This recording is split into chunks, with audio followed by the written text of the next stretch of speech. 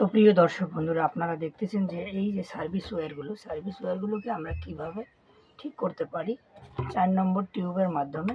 পুরো টিউব দেখতে পাচ্ছেন A to Z, মানে শুরু থেকে শেষ পর্যন্ত আমরা টিউব লাগিয়ে ফেলেছি। আমাদের এই সেন্সার ওয়্যারও মোটামুটিভাবে ফেটে গিয়েছে, সেগুলোকে আমরা কমপ্লিট করে এখন আমরা চলে এসেছি মূল কানেকশন। তো মূল কানেকশন আপনারা দেখতে পাচ্ছেন, এটা হলো আমাদের কমন, তারপর আমাদের কমন ফ্রন্ট ব্যাক এরকম গিয়ার হিসাবে আমাদের এটা কমপ্লিট করানো হয়েছে। তো এখন দেখুন আমাদের যে মূলত কাজ রয়েছে সেটি হলো যে আমরা এখানে টেপ, এই যে আমাদের টিউব পরিয়ে দিয়ে আমরা এটাকে টাই দিয়ে বেঁধে দেবো। তো টাই দিয়ে আমরা কীভাবে বেঁধে দেবো আপনাদেরকে আমি সরাসরি দেখানোর জন্য চেষ্টা করছি। দেখুন,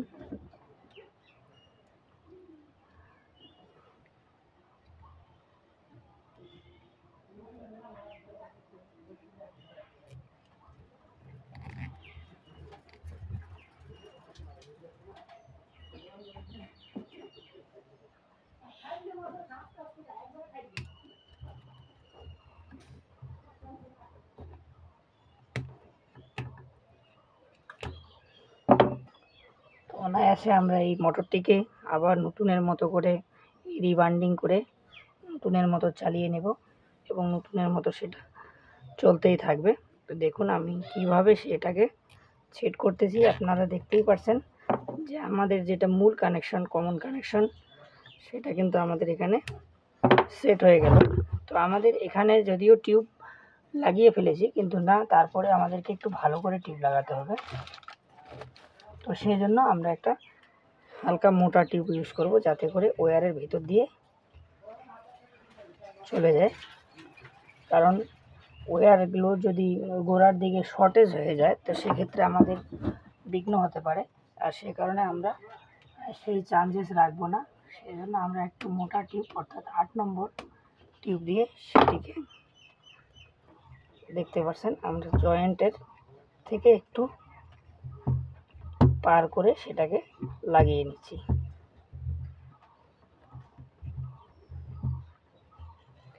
জয়েন্টের দিকে পার করে লাগিয়ে নিয়েছি। তো এই টিউবগুলো একটু, যেহেতু পুরানো টিউবগুলোই আমি ইউজ করতেছি, আর যেটা হারিয়ে গেছে সেটাকে আমি নতুন টিউব দিয়ে সেট করতেছি, সেই কারণে একটু অসুবিধা করতে চাচ্ছে। তো অসুবিধার কিছু না, আমাদেরকে সেটাকে ফিনিশিং করে কেটে দিতে হবে। দেখতে পাচ্ছেন আমরা এটাকে এখন ঠিক এভাবেই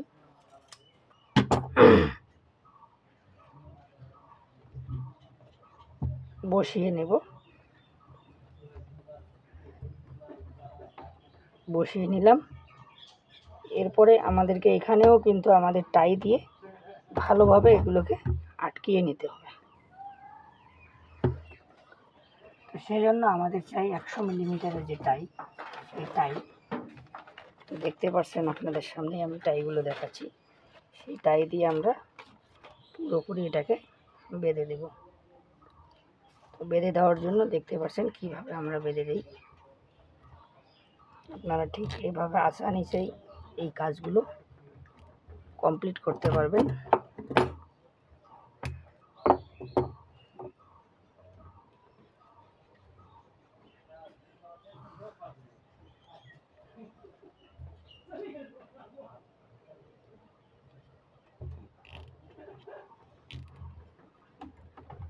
আপনাদেরকে এর বান্ডিং সম্পর্কিত আমি আলোচনা কালকে লাইভ ভিডিওতেই করে দিয়েছি।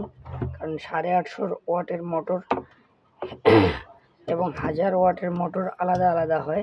তো এটা 850 ওয়াটের মোটর, আর সে কারণে এর বান্ডিং সম্পর্কিত যেগুলো আলোচনা ছিল সেগুলো আমি কালকে আপনাদেরকে লাইভ প্রুফ দেখিয়ে দিয়েছি। আজকে আমি এর কানেকশন সম্পর্কে ভিডিওর মাধ্যমে দেখালাম। তো আপনারা ভবিষ্যতে যদি কোনো সমস্যা মনে করেন বা সম্মুখীন হন, তো অবশ্যই আমাকে কমেন্ট করে আমার কমেন্ট বক্সে জানিয়ে দিতে পারেন যে কী ধরনের সমস্যা আপনাদের মনে হচ্ছে এবং কোথায় আপনাদের জানার কিছু অসুবিধা হচ্ছে। তো এরপর আসলো আমাদের সেন্সার। বন্ধুরা দেখতে পাচ্ছেন এটা হলো সেন্সার। তো সেন্সারের জন্য এখানে আলাদা 3টি পয়েন্ট ছেড়ে রেখেছে, অর্থাৎ আমাদের যে মেটাল বডি আছে, মেটাল বডির মধ্যে কিন্তু একটা কাটিং আছে। সেই কাটিংয়ের মধ্য দিয়ে আমাদের সেন্সারগুলো যাবে, অন্যথা কিন্তু অন্য দিক দিয়ে যাবে না। সেজন্য আমাদের সেই কাটিং মেটাল কোন দিকে আছে সেটা লক্ষ্য করতে হবে। দেখতেই পারছেন, আমি আপনাদেরকে দেখানোর চেষ্টা করতেছি, দেখতেই পারছেন। আমি আর একটু নিচে করে দেখাবো আপনাদেরকে, যাতে করে আপনারা ভালোভাবে দেখতে পারেন। এই যে তিনটি, তো অন্যান্য জায়গায় তিনটি, এই তিনটির যে ফাইবারের কভারগুলো থাকে সেগুলো একটু লম্বা ছাড়ানো থাকে, তো এখানে লম্বা ছাড়ানো নেই, কোনো অসুবিধা নেই। এই স্লটগুলো কাটিং দেখলেই আপনারা বুঝতে পারবেন, দেখতেই পারছেন আপনারা কাটিংটা কীরকমভাবে আছে।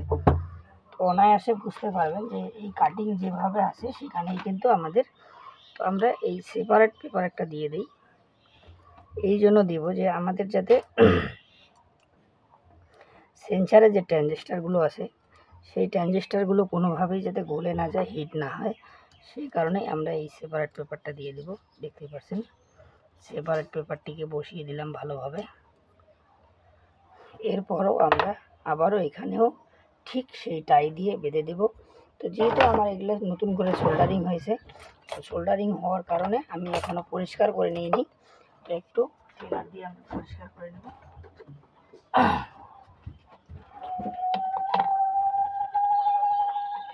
না হলে কি হচ্ছে, আমাদের যে সোল্ডারিংয়ের যে পেস্টটা থাকতেছে সেটা অনেক সময় এদিক এদিক লেগে গিয়ে একটু হালকা শর্টেজ নিয়ে আসতে পারে। তো সে ধরনের আমরা কোনো চান্সেস রাখবো না, সম্পূর্ণ নিট অ্যান্ড ক্লিনভাবে একে পরিষ্কার করব এবং সেট করব। তো বন্ধুরা দেখতেই পারছেন, আমি সেন্সারকে আটকিয়ে ফেললাম।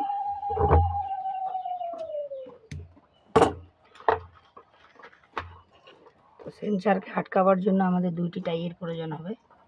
আমরা দুই কয়েলের গ্যাপ দিয়ে এই টাইগুলোকে পার করে দেব, দেওয়ার পর আমরা এটাকে টাইট করে দেব।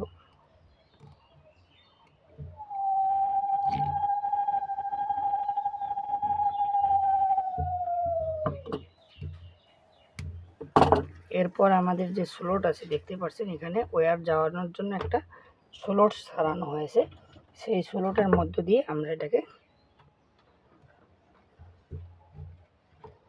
নিয়ে আসব।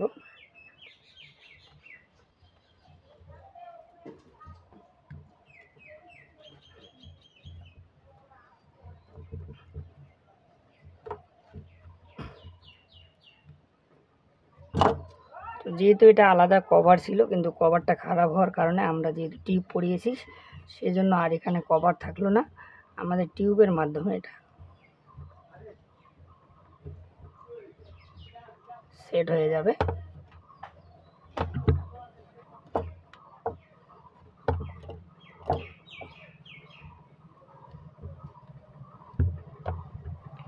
তো অনায়াসে আপনারা দেখলেন যে সেটা কীভাবে সেট হয়ে গেল। তো বন্ধুরা, এই আমার কয়েল রেডি হয়ে গেল। তো আমরা এখানে হালকা বার্নিশ দিয়ে দেব।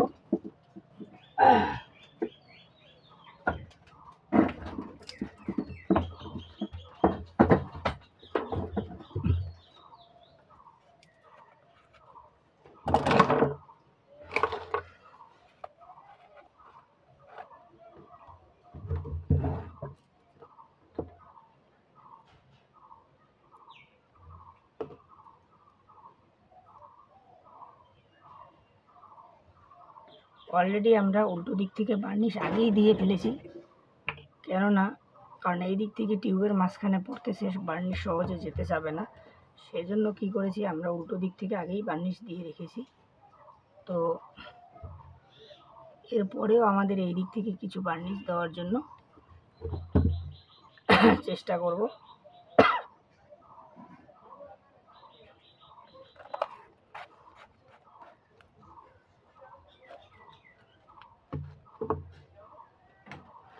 তো বন্ধুগণ, আপনারা দেখছেন এবার এই আমি বডি সম্পর্কিত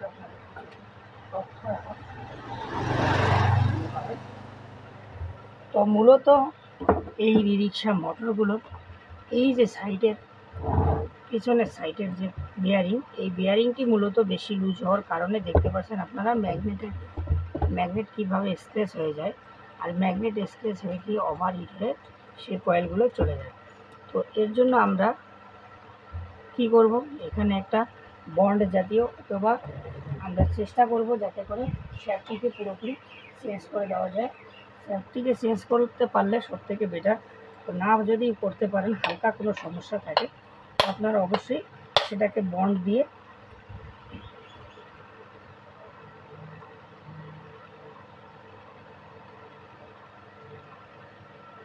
কমপ্লিট করতে পারেন।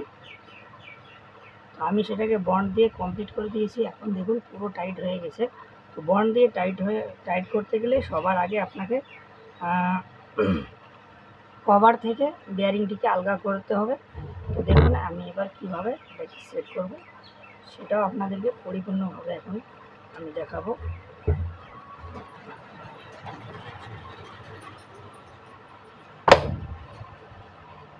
তো হাতকে খুব সাবধান রাখবেন, কারণ এটা এত স্পিড থাকে, মানে এত শক্তিশালী এর যে টানটা থাকে, যে আপনার হাতের আঙ্গুল যদি ফেসে যায় তো সঙ্গে সঙ্গেই কেটে যাবে। সেজন্য সেটাকে সতর্ক থাকবেন। এরপরেই রইল আমাদের সাইড কভার।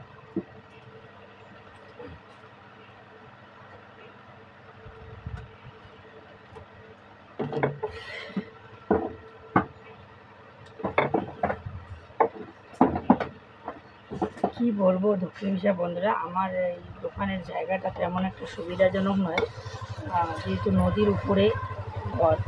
তো বিভিন্ন সময় কি হয়, বিভিন্ন সময় এখানে আমার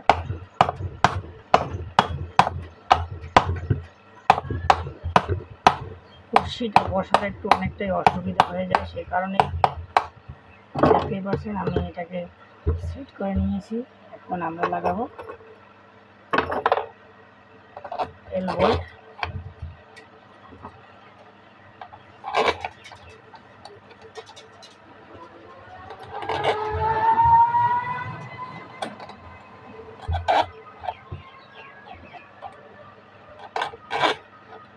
ভিডিও বানাচ্ছেন নাকি? তো আমরা পুরো এলবোল্ট লাগিয়ে দিয়েছি। এখন দেখবেন যে আমাদের এটা এন্ট্রি নিয়ে টাইট করা।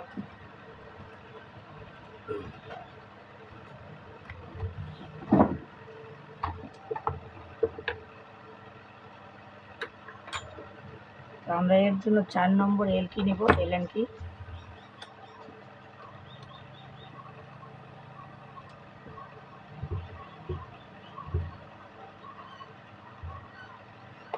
আর এগুলো নাট বোল্টকে টাইট দেওয়ার জন্য আমাদের আড়াআড়ি অর্থাৎ ক্লোজভাবে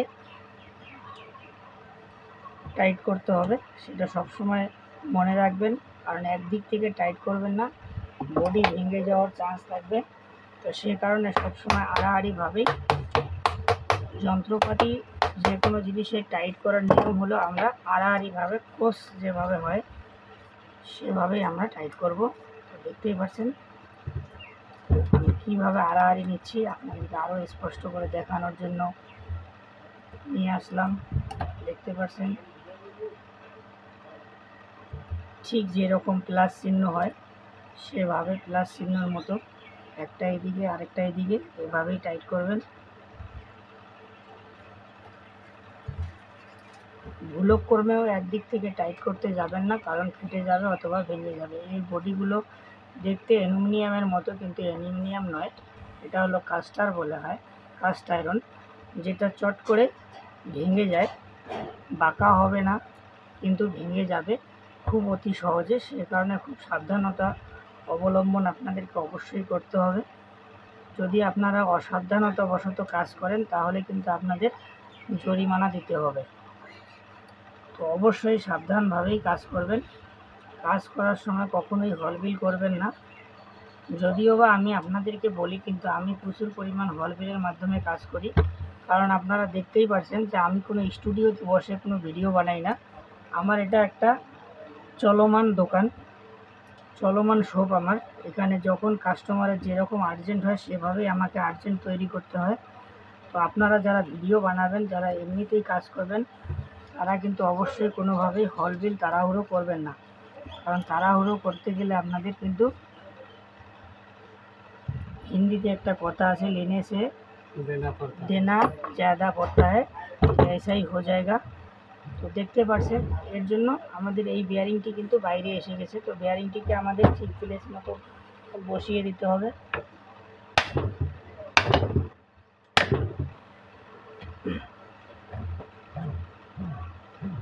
তো বন্ধুগণ, আর একটা জিনিস আমি আপনাদেরকে দেখাবো যে আপনারা কন্ট্রোলার ছাড়া কীভাবে এই মোটরটিকে চেক করবেন, সেটিও আজকে আপনাদের সঙ্গে আমি আলোচনা করব। দেখতে পাচ্ছেন আমি এখন কিন্তু ঘোরাচ্ছি, খুব ইজিতেই ঘুরতেছি। তো আমরা যে কোনো দুটি ওয়্যারকে টাচ করে দেবো, যেহেতু 3টি ওয়্যারের কানেকশন আছে, টাচ করে দেবো। দেখতে পাচ্ছেন এখন পুরোপুরি কিন্তু টাইট হয়ে যাচ্ছে, মানে সহজেই ঘুরতে যাচ্ছে না। আবার দেখুন এখন ইজি ঘুরতেছে কিন্তু এখন। আর আপনারা যদি এখানে মাল্টিমিটারের আর ডিসি অথবা এটি এসি ভোল্টেজের তারগুলো লাগিয়ে যদি ঘোরান, তো দেখতেই পাবেন যে এখানে 6, 7, 5, 6, 7 এরকম একটা ভোল্টেজ বাইর হবে।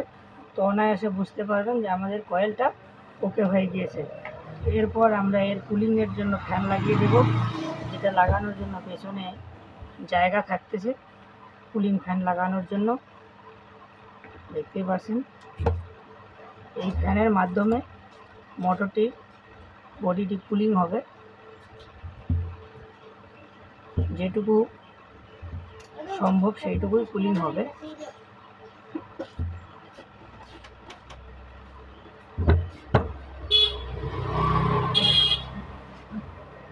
দেখতেই পাচ্ছেন আপনারা। এরপরে আমাদের পুরো কাজ শেষ। এখন শুধু আমরা এর যে পেছনে ঢাকন থাকবে সেই ঢাকনটি লাগিয়ে আমরা কাজটাকে সমাপ্ত করে দেব। এই কভারের মাধ্যমে আমাদের যে কুলিং ফ্যানের হাওয়াটা আছে সেটা ফ্যানের বডির এই গা শুয়ে শুয়ে যাবে। যদি এই কভারটি না থাকে তাহলে এই ফ্যানটি লাগানোর কোনো মূল্য থাকবে না। এটা আপনারা সবসময় খেয়াল রাখবেন, কারণ আমাদের যে কুলিং ফ্যান আছে কুলিং ফ্যানকে কভারিং করে দিতে হবে, যাতে করে হাওয়াটা বাইরের দিকে পেছনের এই দরজাগুলো দিয়ে আসে এবং আমাদের যে কয়েল বডি আছে, বডি মেটাল, তার গা শুয়ে শুয়ে হাওয়াটা বাইরের দিকে চলে যায়। যদি কেউ আপনারা ফ্যানটা লাগিয়ে ব্যাক কভার না লাগিয়ে দেন, এই যে কালো কভারটি না লাগান, তাহলে কিন্তু সেই ফ্যানটি লাগানোর কোনো মূল্য থাকবে না। কারণ অনেকেই আছেন যারা কোনো বিশেষত কাজ করেন কিন্তু কাজের পর্যালোচনা করেন না, কী কারণে কী জিনিস ব্যবহার করা হয়। তারা ভাবেন এটা খুলে রাখলে কি হবে, কিন্তু এটা মোটেও খুলে রাখলে চলবে না। কারণ আমাদের যে ফ্যান যে বডিটি সামান্য কুলিং হবে সেটুকু কিন্তু আর হবে না। অতএব তা ওর নিজস্ব যতটুকু পাওয়ার থাকবে সে ওর মধ্যেই চলবে। ওভারহিট হয়ে গেলেই কিন্তু সেটা নষ্ট হয়ে যাবে। তো দেখতেই পাচ্ছেন প্রত্যেকটি মোটরে দেখবেন যে মানে কুলিং ফ্যানের পেছনে কিন্তু একটি করে কভার রয়েছে। কভারটির কাজ হলো এই হাওয়াটিকে, কুলিং ফ্যানের যে হাওয়াগুলো আছে সেগুলো আমি আপনাদেরকে আরও পরিষ্কারভাবে দেখাবো। এভাবে এই হাওয়াটা সামনের দিকে চলে আসবে, যেমনভাবে আমার স্ক্রুড্রাইভার চলে এসেছে ঠিক এভাবে। এটি যদি না থাকে তাহলে হাওয়াটি এলোমেলো হয়ে যাবে, বাতাসটা এলোমেলো হয়ে যাবে, আমাদের এই মোটর বডিতে মোটেও লাগবে না। তো ধন্যবাদ রইলো। আজকে আমার দেখতে পাচ্ছেন আপনারা যে আমরা এই রিক্সা মোটরগুলোকে কীভাবে রিকয়েলিং করে পুনরায় আগের মতো চালাতে পারি। তো কাস্টমার এসে গেছে, সেজন্য আমি খুব দ্রুত গতিতে ভিডিওটি এবং আপনাদের সঙ্গে কথা বলে নিলাম, কারণ এটি এখনই চলে যাবে ডেলিভারি। তো সে কারণেই আমি যতই আপনাদেরকে বলি হলবিল করবেন না, কিন্তু আমাকে হলবিল করতে হয়, আমি স্পষ্টভাবে আপনাদেরকে বলতেছি। তো দেখতেই পাচ্ছেন যে অলরেডি 10টায় দেওয়ার টাইম ছিল, তো 10টা পার হয়ে গেছে, আর আমার কাস্টমারও আমাদের দোকানে এসে বসে গেছে। কীভাবে ডেলিভারি হয়ে যাচ্ছে আপনাদের সামনেই আমি সেটি দেখাচ্ছি, দেখানোর জন্য চেষ্টা করবো। দেখতেই পাচ্ছেন